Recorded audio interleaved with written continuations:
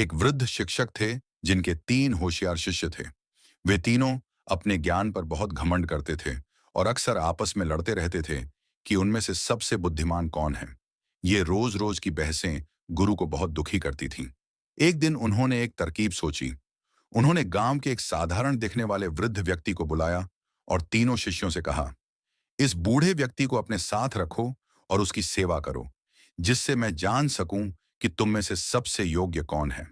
पहला शिष्य बोला, मैं इतना ज्ञान रखता हूं, क्या मैं इस गंवार की सेवा करूंगा? दूसरा बोला, गुरु जी, यह हमारा समय बर्बाद करना है, मैं तो किसी बड़े ग्रंथ पर काम कर रहा हूं। तीसरा शिष्य बोला, गुरु जी, अगर आपको लगता है कि इसकी सेवा करने से कुछ सीखने को मिलेगा, तो मैं यह करने को तैयार हूं। तीसरे शिष्य ने उस वृद्ध व्यक्ति की सेवा पूरी श्रद्धा से की।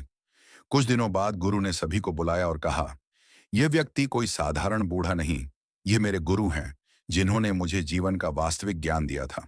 दोनों शिष्य चौंक गए और तीसरा शिष्य मुस्कुराने लगा। गुरु बोले, सच्चा ज्ञान केवल किताबों में नहीं, विनम्रता और सेवा में भी छिपा होता है। अगर आप भी विनम्रता को सबसे बड़ी ताकत मानते हैं, तो इस कहानी को दूसरों से जरूर साझा करें।